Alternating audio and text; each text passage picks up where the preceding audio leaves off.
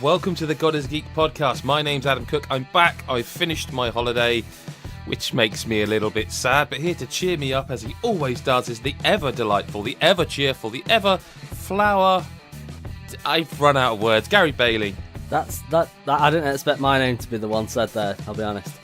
You are a flower. That's the joke, and you've ruined it. Adam Carroll is the true flower to my... I can't think of what's the opposite of a flower, Adam. I fucking don't know. Can I just be a daffodil? Dung? Well, daffodil's still a flower. Well, like, it's a nice flower. I don't... It's like it's really sunny at the moment. Daffodil's not a weed. I'm thinking of those little what are those things that, you know, if you picked them, that apparently made you wee? Excuse me? No. Oh, I don't know. Okay. I don't remember. What are you one. picking? You know, there's that. What's that? It looks like a flower, but it's actually a weed. And the old sort of not housewives. You know, the old wives' tale. You know the thing. It's like if you pick it, you'll wet yourself. Wait a second. No, we are not going We're not going anywhere near games until we figure out what this is. I can't remember what the flower is. I mean, I could literally leave my office to go ask my wife. Am I going flower? I'm googling flower it. that makes you wee. Let's see what the internet brings. Yeah. Dandelion? I've never heard that one before. The French word for dandelion is pissenlit, which translates to pea the bed. Dandelions are a diuretic, and in fact they're as strong as some of the commercial products. There you go. So it's dandelion. Do you see what I mean? The little yellow flower. I can't believe none. So what if we eat that? We're pissing all over the place. I think if you eat it directly, you're going to be poorly anyway. I don't know if you're supposed to do something with it first. I don't know if you're going to be poorly, man, because I don't know if you've noticed, but it's going on a long time. But you know when you go to like a restaurant and then you get your meal and then there's fucking like half a garden inside your like soup or something, and there's flowers and stuff, and you're told, oh, you can eat them. I don't really do that. Do you eat your flowers? I don't really. No, not really. So no. There you go. I wasn't really having an argument with you, but you know. Do you eat brains? Do you eat brains though? Do you eat brains? Do I? Why? I can see. I see Baraka it. Does. I see it. Thank you, Gary. Because Baraka does in Mortal Kombat 11. One of his fatalities is he literally ends up having a chomp out of whoever you've killed's brain. Lovely. I've been playing the Mortal Kombat 11 beta, chaps. I think just before we discuss this, I think you deserve a bit of credit for that one. That was a good segue. I felt that so. was a good segue. I thought it was pretty decent. I am a big fan of Mortal Kombat. Like, I've been for years wanting like an arcade cabinet. It's a silly thing to want because they're too expensive, and it's not really worth it because obvious reasons. But if I was to have an arcade cabinet, it would be like a Street Fighter 2 one or Mortal Kombat one, and I honestly never know which one. So Mortal Kombat 11, like the beta, I was very excited to play it. And I don't sound all that excited now, but I think that's because it was it's kind of what I expected it to be, right? If that makes sense, like, you know, like incredibly polished. I will say it is incredibly polished. Like it plays beautifully. They've taken out running, which I approve of, and it's interesting. I can't remember if we spoke on the podcast about this before. I have a feeling, Adam, you and I spoke about it, but I wonder if the landscape of gaming's changed because this is so gruesome as to almost be ridiculous, but there will be portions of the gaming populace that think, oh, this is too much. Do you know what I mean? Yeah. Mortal Kombat was always kind of about pushing that limit, wasn't it, with the fatalities and stuff. So yeah, but that's the thing. They kind of now have fatalities mid-match. Like, I forget the name of them, but there's the evolution of like the X-ray moves. Kind of. Is it brutal? Brutality? It's called like brutal. No. It's like brutal blow or something. Or I honestly can't remember the name of it. But it's what they've changed the X-ray for. Right. Okay. You know, so that when you get low on health, you can hit I think it's both triggers. I haven't actually done one myself because I've been doing all right. But that's not a brag. I just haven't done one. And you do this essentially what was an X-ray, but now is it's a fatality mid-match. Like if you're playing as Cabal, he ends this brutal. I'm going to get this wrong the whole time, so anyone feel free to Google while I'm talking. But he ends this move by literally shanking his what are those the swordy things, the curved swords he has, shanking them through the sort of neck / jaw and pulling through. Like it's a fatality in all but name. And then often you still do a fatality, which and they are I mean, I think watching them, you sort of go, ooh, but when you're playing it and you've done it, it doesn't seem quite as bad, if that makes sense. It's a weird... Yeah. Okay. Like, they are mental. Like I say, Baraka's one literally ends...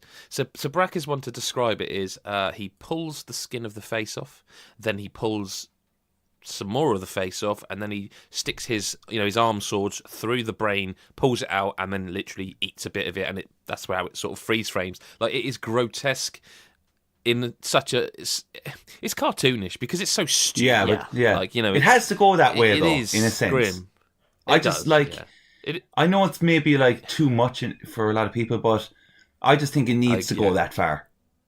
Yeah, I mean, if you're going into Mortal Kombat and not expecting gruesome stuff, exactly, I think you kind of. I think that's down to you rather than the game. Maybe. I mean, they have done some other things, like, in Injustice 2, they kind of added the customization in, where you could sort of change how your character looked, but also you could adjust the way they played ever so slightly based on their equipment. Yeah, it was almost RPG-ish in the way it worked at times. From what I can tell so far, there are elements of that in here, in that cosmetics change your appearance, but they do. It's difficult to tell from this early impressions, but it does also seem like you can actually change your loadout, and by that I mean you can change which moves you can use. So, sticking with Baraka, because he's the one I spent the time with, he has a move where he can plant, I think it's down back circle, I can't remember specifically, but he plants like a flag in the ground, and then you can use that flag as kind of an environmental thing, like you can grab it and sweep people's legs to put, you know what I mean, like it adds an environmental section. I'm not going to probably ever use that, so it looks like you can trade that out for a different move, and you can create your own character within a character and call it like Adam's main sort of thing, which looks like it could be quite cool in terms of the competitive scene, because although I don't know, because maybe people will be like, well, I want to master Scorpion, but I have to master Scorpion and then make my loadout and then master my loadout and hope that basically within the meta someone doesn't make a better Scorpion that I just can't beat because of the clever way they've... I don't entirely know yet. It's a bit early from a beta. Are you feeling much change in the actual gameplay? Not really. Aside the obvious, like I said, the large changes, like the X-rays changed to these brutal things, and obviously like you can't run anymore, which I do think changes it, but it does, and it's a very cliched phrase this, but it feels like evolution, not revolution. It just plays really well, and as I say, the level of polish is I can't wait. I'm a little concerned at the roster, because after they showed that trailer where it's like old and new Jacks or whoever they were, you know what I mean? Yeah. There's a big roster in Mortal Kombat potentially, and they're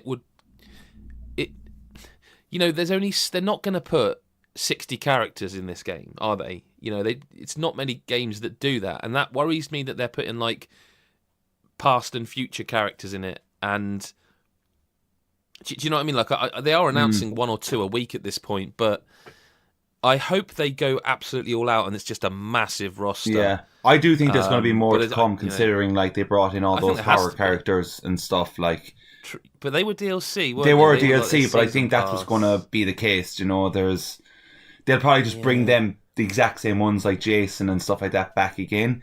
But I think like that's where fighting games kind of are now, though. Like. But I mean, they haven't even. I don't think they've announced Smoke yet, and I'm surely Smoke's. Yeah, unless I'm mistaken. Jesus, Smoke would have to be in it. Smoke, maybe he won't, but No, he'd have to be. That's he's one of the main ones. Like, I think anyway. He is now. Yeah, I mean, I don't know. And there's a definite. I noticed this from the reveals. I feel like almost all of the fatalities have some sort of eyeball stuff in them, but I don't know. Early impressions are kind of what I expected. Just a really, really good game. Kind of nice that they included like a little single-player tower thing hidden away, that if you want to practice and look at your move list, because otherwise, often in these online betas, you're all kind of thrown in with not knowing the moves, and you just have to get on with it. Whereas in this, you've got like a little tower. You can just a 5-person tower to go up, this sort of almost arcade thing. And you can pause it and look at the move lists and stuff. I appreciate that. I dig that. I'm really, really looking forward to this. This is probably the next big game for me. I am looking forward to it more now. Like, when it was first announced, it's like cool, but I don't know, I just wasn't, which is weird because I love Mortal Kombat, and like obviously I love Injustice and Injustice 2, but for some reason when I think maybe it's because Mortal Kombat X or 10, whatever they want to call it, it's always confusing. It didn't do it for me as much. I think a lot of it was down to the character, like the new characters. I didn't really get on with most of them. Yeah, no, I completely agree with you. 9 was fantastic. 10 was good, still good game, but like you. But that's the thing with NetherRealm, because they are whether. I don't think there's a debate here. I think they're the master of fighting game stories. Like I think they nailed it with MK9 and have done it with Injustice 1, 2, MK10, and I suspect they'll do the same with 11. And I think my days of competitive fighting games are long behind me. But the fact I know there's a meaty couple of hours story, there's the crypt. I feel like they've gone all out with the K stuff. By the way, oh yeah, they always did like Mortal Kombat content with the K, but I feel like every word they could have done. Like, the only thing they've stopped short of is, like, when there are words with multiple C's in them, putting a K for every one of them. I think that's the next step. But like, Mortal Kombat 11, it's, again, beta, it's preview, I guess. Really like it. Really like it. Also, I really like Devil May Cry 5. Gaz, you were in the same boat as me in that you didn't like the demos, but I believe you're now playing the final game? Yeah, about, I think, 5 missions in. I think I've just done the 5th. And I definitely get what you were talking about now, because it's just like that. Those demos didn't do it justice. It just not at all. I don't know why. I don't know what it is. It was just something wasn't right with those demos. And when you play the full game and you just get used to the characters a bit easier, and well, I say characters. I've only played as Nero and V once so far. Him, I'm on the fence about. I quite like the way he plays, but I also feel like it's a little bit too hectic, because it's like you're almost fighting the same way as you would if you were Nero, but you're not directly controlling it, if that makes sense. Because I think once you get further in, you'll find it more. I think that's true of this game, full stop. The further in you get, the more you enjoy it, because with V there are more things you can unlock. So I'm guessing you probably haven't even unlocked the poetry at this point. No, I've not. The only stuff. The only stuff I've got so far is just like a couple of extra moves for the panther and the bird, whose names I just can't remember. But yeah, one thing I do think is awesome is whenever you use the devil trigger and Nightmare just drops in basically and just starts wrecking the shop.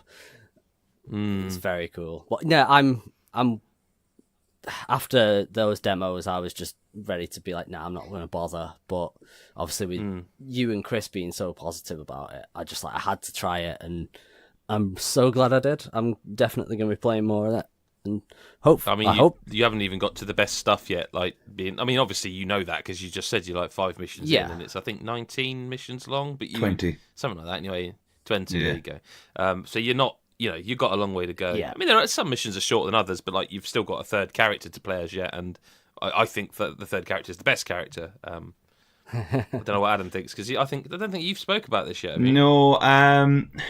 So I'm gonna just be honest here and say that I'm definitely in the opposite end with this game. Okay.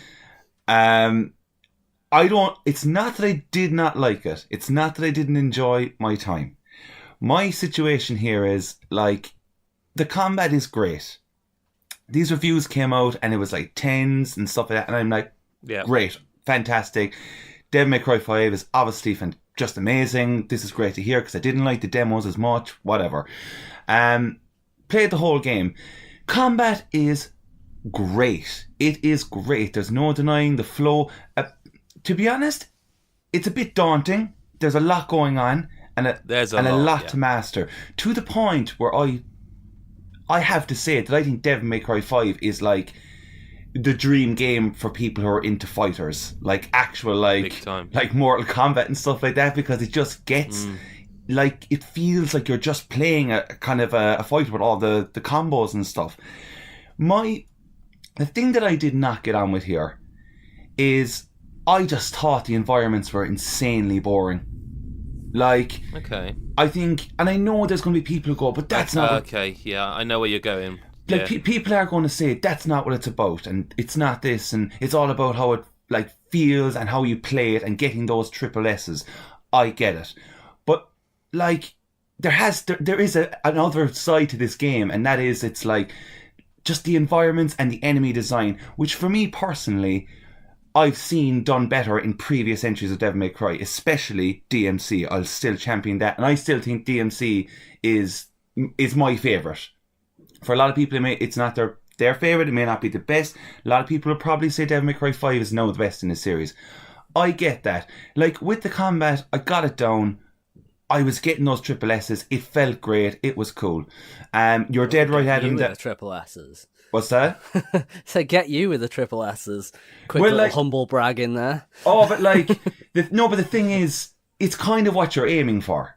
Because at the end of the day, there's a trophy for each one of those S's. And I'm not aiming that high. I'm not good enough. But you will get it though, guys. That's the thing. Like, that's what this game is designed to do, is to eventually have you click with the flow and the combat, and you're just like able to rattle off all these combos. Because when you start off basically as Nero, for me, I just could not get used to his arms. I was like, I just don't understand what is the flow of this, because why couldn't I choose which one I want to use, which is kind of just weird in my head. And I still, even after completing the game, I still find that kind of strange.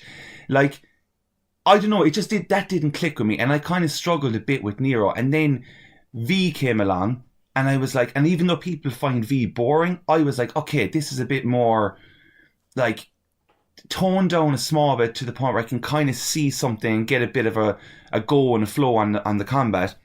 Yes, it's not the most exciting part, but I kind of felt it was kind of cool every now and then to do that. And then the third character is obviously like just great. But then just like the story and stuff was like, it was fucking fine. Like, I'm sorry, it was just fine. And like, I just don't really accept this whole thing of like, people will say to me, oh, but it's not about that. It is for me. It is just for me, because I'm not just in this for the combat. Because when I played DMC, the story's just, it's kind of whatever, but there's way more moments, I felt. Like, way more madness. And there is moments of madness in 5, but nothing to the extent of what, like, something like Bayonetta 2 did, or what DMC did.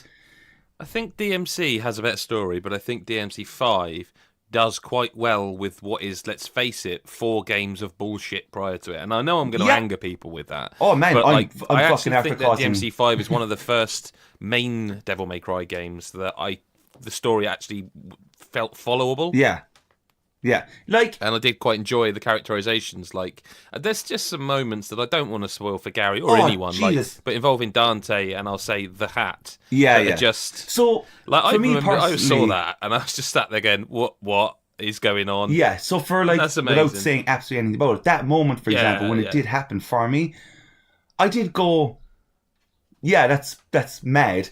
But that was the only. It's ridiculous. That was the only time really that it went that insane. And you don't think the motorbike stuff? Like it was like mate, motorbike. All right, look, it is a thing. I guess it is. But come on. But like, I don't know really. Like, guys, have you played DMC, for example? Oh yeah. Okay, cool. So, like, do you remember the boss fight with the TV area? Oh, that's standard. So, like, things like that for me, I will never forget. And that's what I was kind of thinking, like, maybe 5 is actually doing that. But they've just hidden everything, so we actually all have to play this game now to experience this. Now, I know there's the cutscenes and stuff, which sadly I couldn't experience because I couldn't, I didn't have the deluxe edition, I only had the standard one. Oh, right. So I know I've missed out on some sort of, like, amazing probably part, and I know it's supposed to be great, and I think I'll just watch it online now, if I'm honest. They're probably on YouTube. Yeah, it probably is. But I can't stress enough, like, combat is great. But just to go with the environments and levels in general, like, it became so predictable. Like, when you get to your, like, the phone box at the end, you knew you were coming to the end of the level, and, you know, blah, blah, blah, and... That's one thing I think could definitely be a bit better, because when that happened to me, I was playing as V, and I think that bit has actually been used in our video review, right, because that's the bit I had captured. Who do you fight? It's the V level as V's going home. Yeah. So it's fairly early on, like chapter 9-ish or 8-ish.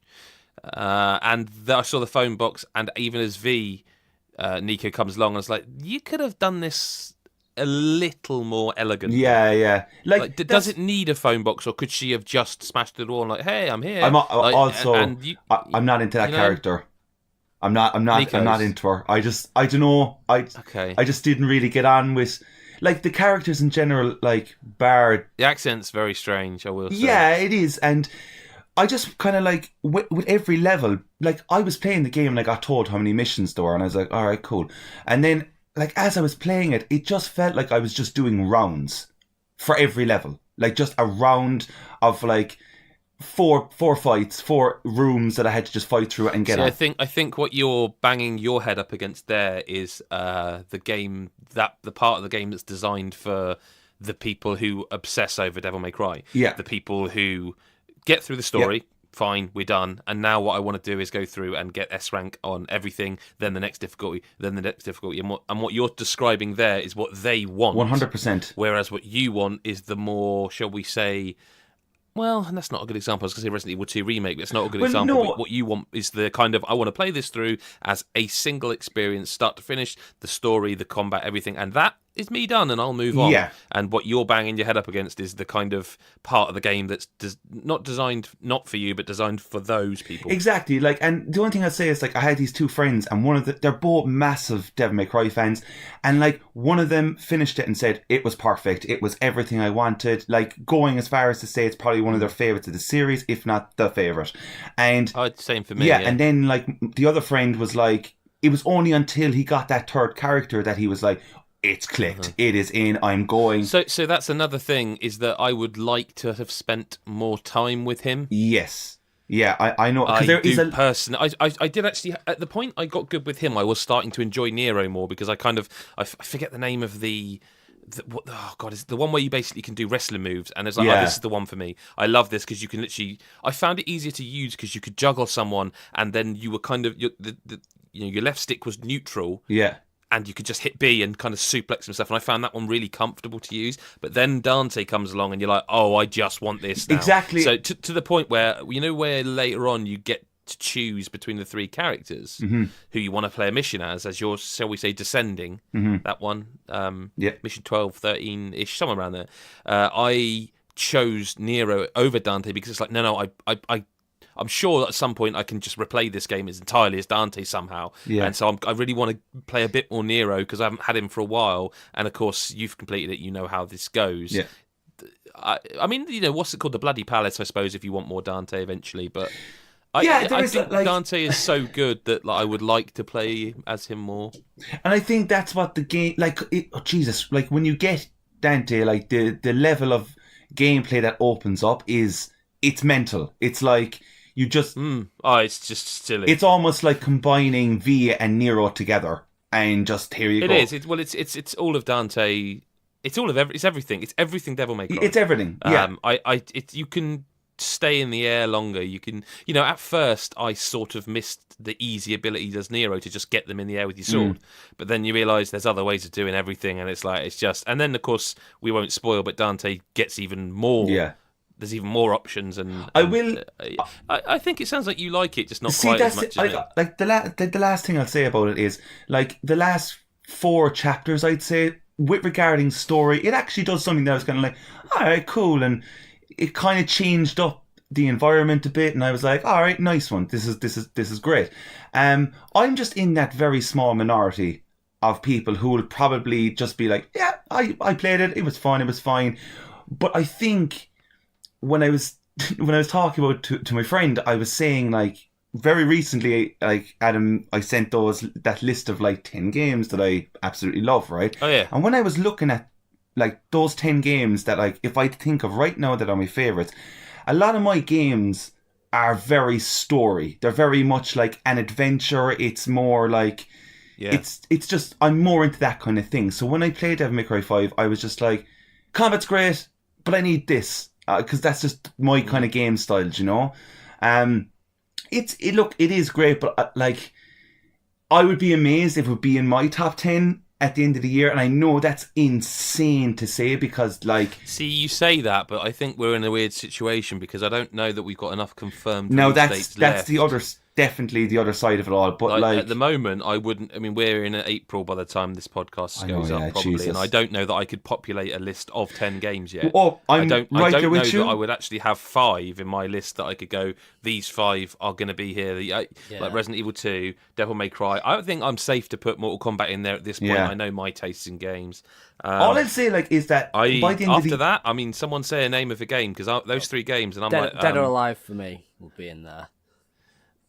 At this point, I mean, not for me, but I get what you mean. Yeah. There's more to come. But is there more to come? But that's the thing, and I feel me saying this right now that like I don't think it'll be in my top 10. I want to see if at the end of the year, if I put this in my top 10, for me personally, I would consider it a slightly weak year of video games. Yeah. I mean, I'd say at the moment, Ace Combat's in with a shout if I could find the Apparently time to play more of it. Yeah. But like, the very, very last thing is that like I did not dislike this game. This game is fucking great if you're into this franchise and if you're into that style. But I wouldn't be in the 10 region at all. Like, not particularly. But no, that's fair. But like, it is enjoyable. But I mean, this is definitely the combat cast, isn't it? Yeah. Like, because we're going to stick with a game where I think you and I are actually going to have to just literally switch roles here. Are we, but I do feel like this is. Are we going with combat cast both Ks? Of course. Yeah, just wanted to. No, I felt that was implied. But yeah, you're right to check. But I feel like this is a game that, again, this is very much the kind of, we've talked about a lot of games here that I think all 3 of us are into. Mortal Kombat, Devil May Cry, and I think this third one is more usually from the developer that Gary and I would be into. But I know you were hyped to play it. Gary and I are big FromSoft fans. Both love the Dark Souls series. Everyone knows about my love for Bloodborne. So Sekiro, as you can imagine, was a game I was hyped to play, and I've been on holiday, I haven't had a chance to talk about it yet, and we'll get to what I want to say about it, but I do think this has the potential, this chat, to maybe, because Gary, you haven't bought it yet, right? No. So I wonder if this is going to, because I know you're probably sitting there going, I sort of want to, but I don't, and I bet it's pulling you back and forth, and I wonder how come the end of this chat you're going to be. So let's just kick it off. Sekiro Shadows Die Twice, Adam Carroll. Yes. I'm going to say straight out that I actually bought the collector's edition of this game. Well, the one with the statue. Okay. Yeah. I don't know. I just went, I'll take it. I'll just give it to me. How much was it out of interest? Is it an expensive collection? It was €110. And if I'm honest, like the statue is really well detailed. It's pretty small. That's fair enough. Like anything that comes in a collector's edition that's a rolled up piece of paper, I'm never fucking opening because I don't care. And there's like the coins that you can get. There's 3 of them, and you pick them up and you put them back in the box with that stat as well. But really, for me, it's all about. There's a lovely steelbook that came with it, and there was like the soundtrack. And am I the only person on our team that doesn't like steelbooks?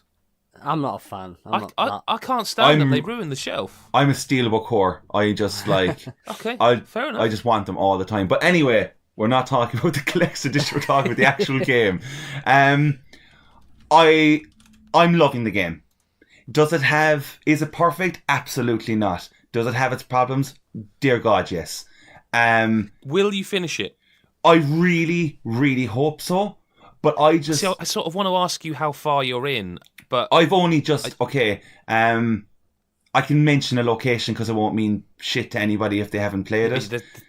Yeah, okay, go try that. I'm at the entrance of Ashina. And the castle. So like I've been in other places, but I'm now only going there because you know the way these games are just designed in like that kind of way that like I watched the speedrun of this game that other place he didn't even go to it and he still got great. Exactly. So I don't know if you thought there's like a mini boss up this set of stairs surrounded by 4 lads with guns. He's some sort of general samurai dude. See, but that's the trouble. They do have a lot of them. So I suppose, I'm trying to pick one. He's Jesus, you can't even pronounce his. Oh yeah, sorry, yeah, the drunkard. No. Okay. This guy is. See what I mean? Yeah, no. This guy is like at the top of the stairs, and you can kind of scale the side of on top of the roof and jump down, but then you kind of have to just piss off straight away because the 4 lads around him start shooting. Have you done the boss on a horse? No, that's actually like a boss. This is like a mini boss. Yeah, that's what I mean. So that's the thing is this game's actually got not that many proper, if you want to say proper bosses. Yeah. A lot of them are just sub bosses. Yeah. And it's only when you actually get to the first boss, or optional first, whichever of the first bosses you meet first, and you then suddenly realize, oh, okay, those other ones aren't bosses, and you sort of go, yeah, shit, I've been deflated a bit. So I'm ahead of you, I think, but then also like I knew people that were in so the ogre after that area. Yeah, so after the ogre area, yeah, I've known people who have spent 15 hours and are at that point. Wow. Whereas I had spent Jesus, 5 hours. okay. Now that might be because this sounds wanky, but more experienced, if you will.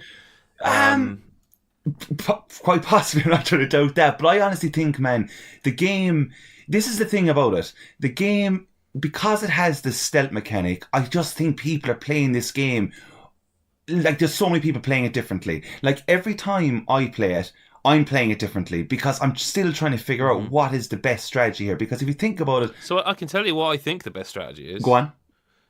So I think the best strategy is to kite enemies like crazy. This is a game that will throw, say, one general. And when I say... So the generals are basically... Every enemy, if you parry them enough or hit them enough, you can just get a death blow and kill them. Yeah. The generals or the bosses, they take kind of... You have to do it twice. That's what makes them kind of sub-bosses. Or some of them are 3 times, actually. And then... Well, I'll leave it there. But yeah, like, so a lot of these sub bosses you can actually sneak up and get like a death blow in, so you kind of half their health straight away, and then the fight is just a 1-on-1, but they're harder. So the way I think this game's been designed is obviously you can speed run it and just because you can run past everything apart from proper bosses, like you can in any Souls game or FromSoft game. I think the idea is that you have to hug the walls, get into stealth, maybe get one stealth kill, then try and get one guy over to you by distracting him, or just jump down, quickly stealth kill him, then run away and hide until they reset their routes, kill another guy, repeat that, and just basically keep repeating that. So you run down, you kill someone, you run away, you get the guards to reset, until you are down to just you versus the boss, sneak around the boss, get one hit on him, then it's on. That's the way I think this game is designed, and that takes ages. But I think, so the drunkard boss, I don't know if I could actually do it without doing that. So, do you know that the boss I mean? That fucking area in general is just like, it's not great. But that boss, so you can actually stealth every single enemy away from him. Okay. Even if he comes after you, you can actually just wait it out till he resets and goes and stands back in the middle, to the point where it's just him. You can sneak up, get one stab on him, right? And this is like, I almost wrote a tips piece for this because this is such a good way of doing it. So you've killed everyone in that area bar him. You get one quick stab on him, which halves his health. You run over to the NPC, you talk to him, and then you hammer through his dialogue, and then he comes on, and it's 2v1, and you could use him as a distraction. Oh, makes that really? Fight. Right, because... Yeah, like, don't get him to help you until you've cleared the enemy out honestly, and got a stab in. Because when I did speak, and he just went rogue and charged in, I was like, what are you doing? I was like... No, so completely ignore him. Like, ignore that bloke's there. You know he's there, hiding by the rock. So go round to the left where the house is, go in and stealth the 2 guards in, and then just basically start kiting enemies round one by one, killing them, run away and hide, go back, get another one to come out. Like I say, keep doing this all the time, sneaking around the back, through the houses, and then you can get eventually 1v1 where you can stab him in the back, Jusu, whatever his name is, Jusu the drunkard, and while he's recovering, leg it over to the NPC chat, like so the dialogue is, and then he just goes and runs in, and it's, like I say, it's much easier. Well, I don't know how I would do that without doing that. Now, you know what I mean? Well, I think this is the thing about like where people are at and their playtime. Like for me, like obviously you have the Souls, which is all like the parry and stuff, which is kind of almost sounding like that Sekiro is this way, but like with Bloodborne being the aggressive way, I think it's either way. Like I've gone into fights with like mini bosses and I've just like honestly it's just clanging, and then I'm just like pressing circle and sidestepping and getting in those hits. Like the game is telling you to do that quite a bit. It's very risky and it's terrifying because as soon as those symbols appear, which I'm having fierce trouble getting down. Like, yep, me too. It's very hard when a symbol comes in the center where I'm trying to see what way he's going to hit. And it's like, it's so... Yeah, is he going to stab you, in which case you could do the Mirakiri counter? Yeah. Or is he going to swipe? Or is he going to lunge? And I don't think there's a way of knowing unless you've experienced it once before already. And that's what I was thinking, like, is the symbols... Like, here's my question. Is the symbols that flash, are they indicating this symbol is the sweep attack? Like, that's my thing. I honestly don't know, because they are so quick, it panics you. Yeah. Like, I've got to the point now, I'm not that far in, actually. I don't think I'm even halfway. I'm not going to finish this. I've made peace with it. Because I've never been a parry guy in the Souls games. Never. And even in Bloodborne, where it was like you parry with the gun, like even that I was terrible at. I've always been sword and board. Yeah. I've always been a dodge guy, get around the backstabs. I've always been a strength build. This game is not that. I do think that mixed review is absolutely fantastic. Like, obviously, I did the voiceover for the video, and I'm reading it and going, God damn it, he's so right. There was a comment, like, on the YouTube review that we put up that said, like, oh, hasn't got a character builder, remove 1 point. That is not what he's saying. He's saying he can totally understand that there's a singular view of you play as Wolf, you play as Sekiro, you have to be able to parry, and it is that is what this game is. Yeah. But for me personally, and I know for Mick as well, because his review says it, he prefers the Souls games where you can spec your build. Now, again, that's not saying this game is bad because you can't, because it's saying this is the thing, right? Yeah. The problem I personally have with it is kind of an extension of that. In the Souls games, and this is where I will bring Gary into it because he's played lots of them all the way through and streamed them and stuff. In the Souls games, you can grind and you can get a little bit overpowered, but you'll eventually always get your ass handed to you by someone you just weren't ready for. Yeah. It will happen. But what those Souls games do or allow you to do is that for a period, not long, you will feel a bit of a badass and like a hard, strong guy. In Sekiro, I always feel weak because even a single grunt, which again in Dark Souls can happen to a degree, but in Sekiro, one single enemy from the start of the game, if you mess up, can kill you in one hit almost. Like, not in one hit, but it can do you real wrong. So because of that, in Sekiro, I never feel powerful. And that's on me because I'm bad at parrying. But I don't have to play it, and I'm not complaining about it. I'm just saying, for me, I never feel that strong. I always feel squishy. Like, I can't put a shield up. I can't spec 20 points into, strength or agility or in anything. And again, that is not what Sekiro is. That's fine. That's why I'm saying I don't think this is for me. I feel like they took Bloodborne and they went in that direction further with the parrying and the aggression, and really moved away from this. Like, if you imagine Bloodborne imagine Dark Souls down the middle, and a path leads right to Bloodborne, rather than a path coming back to Souls. This one veers even further off, and that's fine. But I also think people saying this is not your typical From game is like, it's got a lot of FromSoft trappings in it. To say this is like some incredible deviation, it's certainly it's Souls adjacent, just in a different way. Like, I don't think this is. I get what you're saying. I'm done with it. I think I kind of need a break from these. Thought I was ready for them, but I sort of was. There's a boss I was just banging my head up against, and I was like, you know what? I'm just going to go and play FIFA. I can't. I need to feel progression, and I wasn't. And I got frustrated and stopped, and I haven't gone back since. Well, and I don't think I will. There's just 2 points I just want to discuss, and you were just touching on one there regarding the upgrading and stuff. For me, I'm fine. I'm fine with that because there's nothing worse. I always felt like when you had to upgrade your character in Bloodborne or something, you got to a boss and then someone said to you, "Oh, here, did you where's your blood tinge at and stuff?" And I'm like, "Oh, it's fucking low." And then they're like, "Oh, if you have that up, then you're good to go," So just to counter what you're saying there, no, I won't be long. I just want to quickly point out there is a point. So if I'm correct, you haven't fought your first, I hate saying this, proper boss yet, right? Is that well, you haven't defeated your first proper boss? No, right? I have the horse dude. Oh, you've done that one. Okay, sorry. So you know when you get that, you get the memory thing that you can, and that ups your strength, right? So that is the equivalent here is, when you kill a boss, you get a boss soul, and that gives you loads of souls. Getting which means attack you can level power up. here. It's this, you get like 1+1 attack power. Okay. I didn't notice it. Like I carried on after doing that, and I'm like, oh, am I stronger now? You don't feel it. I didn't. Especially because there's another boss right after that. Well, sorry, it's not a proper boss, is it? Sub boss. I can definitely agree with you there, but I don't know. Like, there's that area up the stairs after you kill the horse boss. You can jump over, and there's the guys with the wooden hats. Yeah. Oh, they're kill you in such one a pain.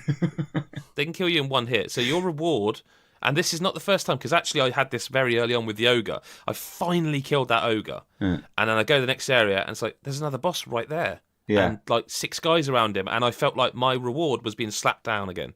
And I feel like even in the Souls games, you defeat that boss and you literally, and I'm not bullshitting, I put the controller down sometimes because it's like, holy shit, I am actually shaking. I can feel my heart racing. I feel like in this, that happens, and then you go to the next area and you just get your ass slapped down, and it's like, it doesn't feel good to me. Yeah, look, I do know, I totally get what you're saying, but I think this was when Neo came out, there was something about this style of game and the setting that it's in, I can just gel with that little bit easier. Then, for example, like Bloodborne, I never finished Bloodborne, but I got to like a fairly decent point. But every time I'd ever boot up Bloodborne, I always felt like it was so hard. Like, and it is hard, but like... It is, especially the DLC. Yeah. But like, there's something about being able to, in this game anyway, just putting up my defense, like holding L1, just having my sword there, and then just being able to look at the enemy and figure out the attack straight away. Like in Bloodborne, or Souls, there's so much aggression from the enemies, and it is in this too, but it's a little bit more forgiving in the kind of like... See, you've also just hit another problem I've got with it, and this is a very personal one, is that, so in the area where you fight the first general, where there's like, before the ogre. Yeah. So, you spend quite a bit, like you say, you spend a bit of time up there looking down at the enemies, trying to work out, how do I attack this? Yeah. There's one moment for me where they were sort of, when they're aggroed and they're kind of side to side and moving around a bit, where one of the enemies did that. I was like, that is the exact animation of the Dark Souls 3 enemy. And I was like, that's not a great look. There's definitely that. Like, but that there's more than that. Like, the ogre's grab animation is the same as a Bloodstarved Beast. Yeah. There is a boss that looks exactly like the dancer from Dark Souls 3. There is one that, there's a battle in this game that looks, that basically it may as well be the Rom battle from Bloodborne. Yeah. I know what you mean, but at the same time, you can definitely say, there's a lot that they take. Well, that's going to be kind of obvious. And I know a lot of people will be like, but I don't think that's acceptable. I, for one, think that the game just, with its traversal and stuff, which we didn't even talk about, like using the grappling hook, it's kind of weird. It's weird. It feels tricky to use. That's Spider-Man, by the way. Just zipping around? The grapple hook. I was watching... I was actually... It's a weird thing. Inside Baseball, I was scheduling some tweets from our account from some of our videos, and I was looking at the Days Gone one again, because obviously it's out soon. I was just looking at our preview, looking at the footage, and there's a bit I cut in early on where Spider-Man grabs... when you jump and then you hit I can't remember what it was now. Is it both sticks or a stick? And you zip to a point. I can't remember how you did it. That might have been one of the triggers. Doesn't matter. And I realised, oh my god, that's exactly the same as Sekiro. You hit a button wherever you are, and it's like zip to it. Yeah. And it's. I don't dislike Sekiro. It's just not for me. No, I get that, but like just with the traversal and stuff, it's kind of funny doing that in this kind of game, because you can quickly... I'd like it to be a bit more accurate as well, by the way. Like, there's sometimes... There is times where it's hard to connect. Showing up green. Yeah, I don't know how I feel about the kind of circle, within the circle kind of loading for you to connect it to get green. But like when you start swinging around the place, you'll actually kind of start forgetting that you're playing a game that you could die within one hit. Do you know what I mean? So it's kind of, that's true. It's kind of funny just zipping everywhere and going, this is fantastic. And it's like, oh shit, I better like stay in stealth or something. The last thing I just want to touch upon, because I feel like I'm going to talk about this game for a while, because I'm definitely not going to beat it anytime soon, unless I'm just absolutely bossing it, which is not the case. But the resurrecting. So as everyone knows, you can just, if you die, you have an opportunity to resurrect, but there's consequences. And when I saw this, resurrection thing, I was like, oh, that's a pretty nice idea. That makes, like, in my head, I'm like, that means the boss fights are going to be crazy intense then. Like, it's going to be very challenging. I can see why they're throwing that in, maybe. The Dragon Rot thing. So you have your Unseen Aid, which is normally 30%. If you keep dying and resurrecting, this Dragon Rot thing comes into place where it starts to punish you the more you die and start using resurrection, and it also punishes NPCs within the world. Yes, that's right. So it starts becoming a shit ton of stuff that you're like, oh, I don't actually need this right now because I just really want to try and beat this boss. Because that's the thing that I feel is Marmite for people who come from Bloodborne or Souls, is because like you have your vials or whatever, and then you just walk through the fog and you're like, right, here we go. And once you run out of vials, you're like, oh shit, now I have to go off and go farming. In this, there's such a consequence surrounding it.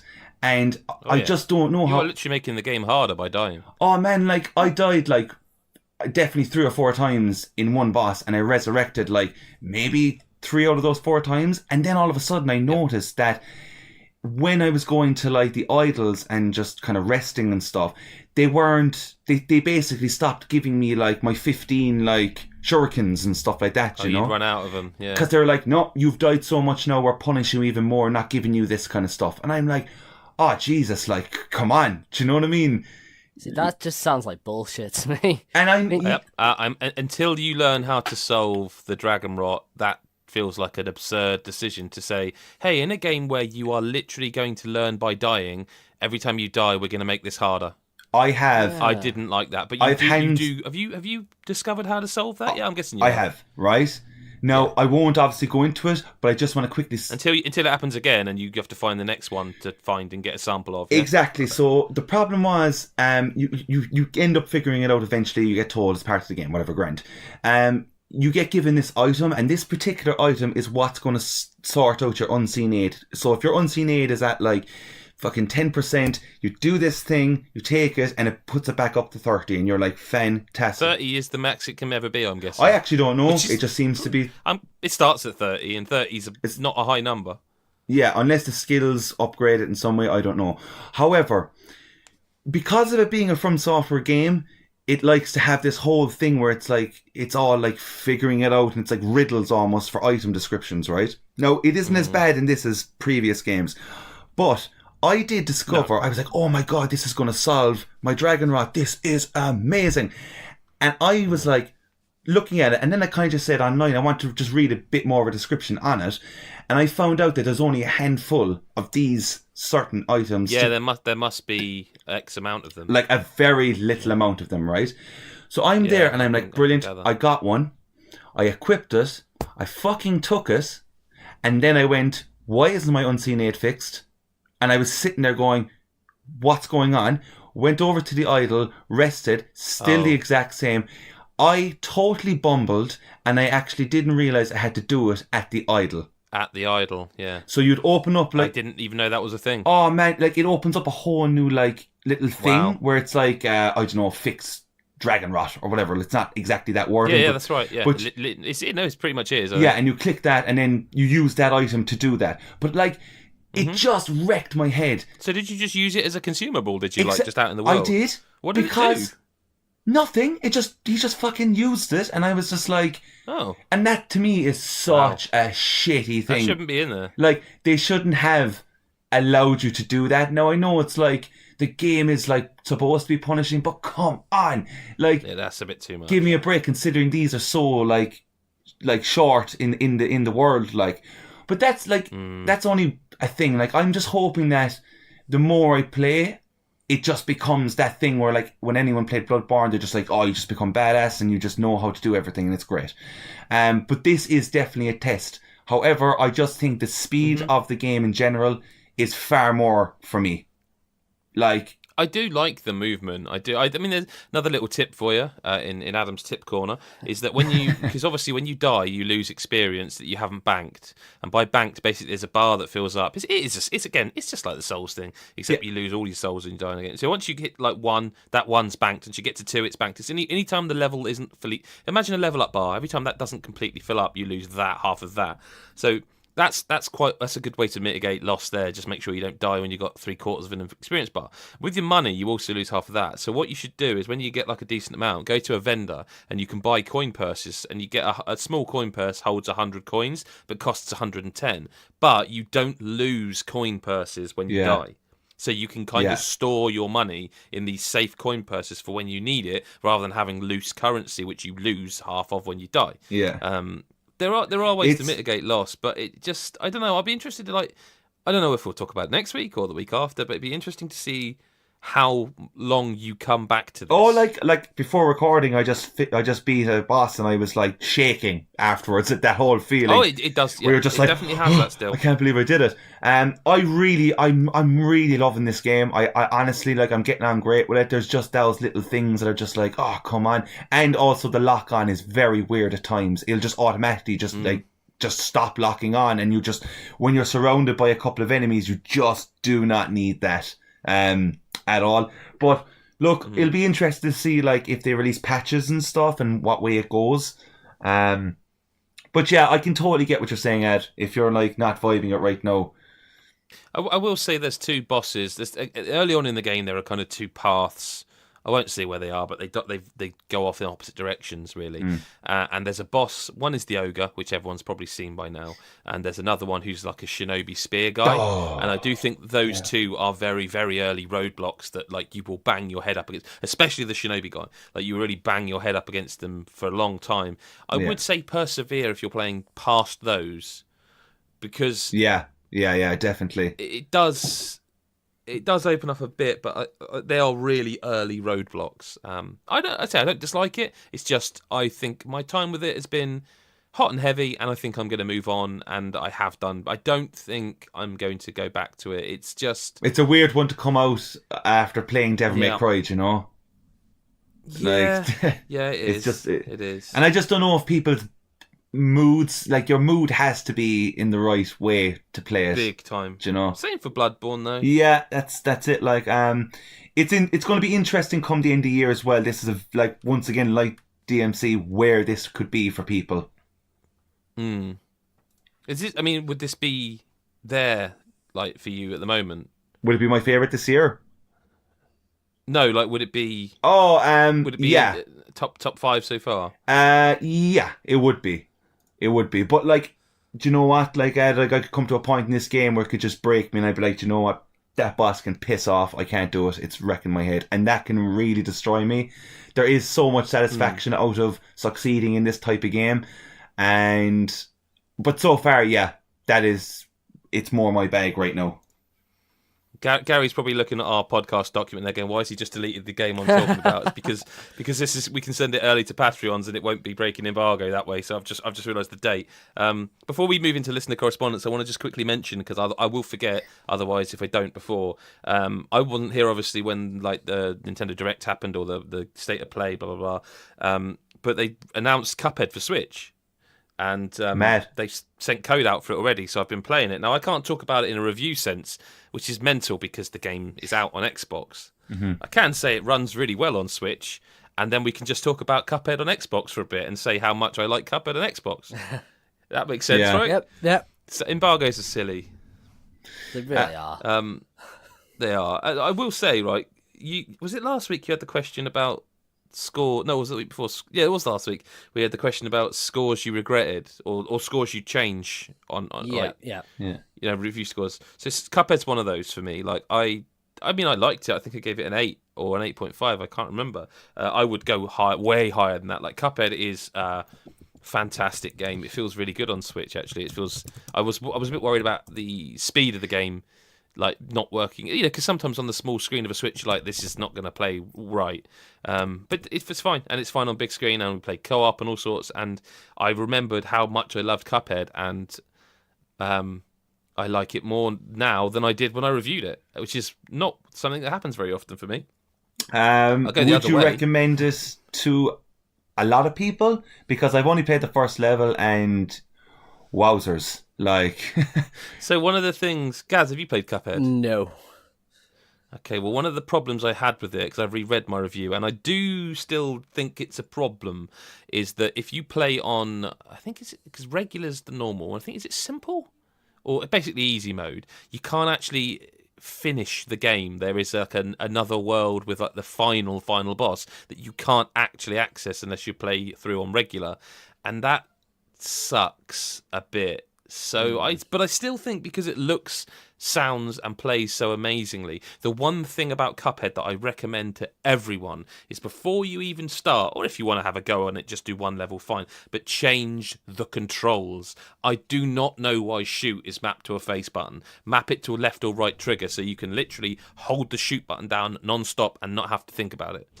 It's a really, really good thing to hold that switch button, the shoot button down. But moving on from Cuphead, I also wanted to mention again before I forget a game Nick is reviewing called Baba Is You. And I hesitate to mention this game because I do realise I might have to try and describe how it works. And I don't think I can do that without a visual aid. This is a puzzle game for Switch and PC that is kind of... See, I'm regretting it now already. As soon as I've said it, I should have just shut up and not mentioned this game ever. It's a really ingenious puzzle game. Baba Is You is literally so like this little like llama-y sheep thing. And... represented on screen, there's like a puzzle. So that's fucking hell. This is really bad for a podcast. So there's a flag, okay, a flagpole. There is Baba. There's a brick wall around it. Okay, on the screen as well, there are little blocks. One of them says Baba. One of them says is. One of them says you. Over on the other side, there is wall. Another one is, and another one is stop. And then there is flag, is, and win. So there's 9 blocks you can move around. So if you go up to wall is stop and push stop away, so it just says wall is, the wall now can be walked through. Okay? If you push win over to where wall is, so it says wall is win, you now touch the wall and that's the and you've won. So okay. Does this make any sense? A little bit, yeah. It's really difficult to... Yeah, it's a strange one. Really clever. I don't think I'll finish it. I can see it getting to like beyond my mental capacity. But it's so clever because there's one level where you are Baba and you're stuck. You can't actually get out because there's like, I think, is it fire? So like fire is die or whatever, fire is death or whatever the command is on there. And then I realised that if you just change Baba into a wall, you become the wall, so you can just move up to the flag and flag is win. So it's all about these commands and changing the rules of the puzzle. So like flag is, so it might be like water is sink. But if you change change it to water is win, you can just touch the water, and rather than sinking and dying, you can just touch it and win. That kind of stuff. And it's well worth like having a look at videos and stuff. And if we get time, I'll try to put a video review together of that because I think it's one that really benefits from seeing it. Like I'm so glad I'm not reviewing it because I don't think even there what I've done is an adequate description. It's trying to build the picture, whereas if you just show someone, like the first level does an excellent job of showing you, but like 6 levels in, you're like scratching your head, like how this doesn't, But there you go, there it is. That's Baba Is You. Look out for the review soon from Nick on the site. Listener correspondence, McPoo, always there for us. This is a cracking question. And I'm not going first, but McPoo says, which video game character would you like to see bring out a line of aftershave or perfume, and what would it smell like? McPoo's vote goes for Isabelle from Animal Crossing, because I reckon it just smell like fruit and flowers. That's lovely. Who wants to go first? If I'm going perfume, I'm going to say, I think Bayonetta might have a nice Damn it. bit. Damn it. Princess Peach might have something nice going on. You can only have one, otherwise you're going to take all of them. Well, I don't know. You said you're not going first, so now I'm rattling them off. But I had backups. Okay. Aftershave. Soler, that'd be a good one. Really? Yeah. Someone from Dark Souls world. Yeah. Oh, Jesus. If we're going to make worst, aftershave, that would have to be there. Jesus, they can't smell great in that world. Well, his would smell like, I don't know, like a brisk morning or something. He loves the sun, so, I don't know, it's a summer breeze or something. Yeah. It smells like a Yankee Candle, beach walk. I'm going to go for Nathan Drake, right? I was going to say that, because I reckon he's got some Paco Rabanne or something, or just something pretty standard. Some Joe Malone. You know what I mean? Yeah. I mean, I'm an old man. I don't know these things, but I don't know where Paco Rabanne come from. I've never worn it. Don't know what it looks like, but I knew the name. I think maybe the lads in Final Fantasy 15 would have something good going on. Oh, they'd have some proper that would be. Do you know? I don't know. I'd want that.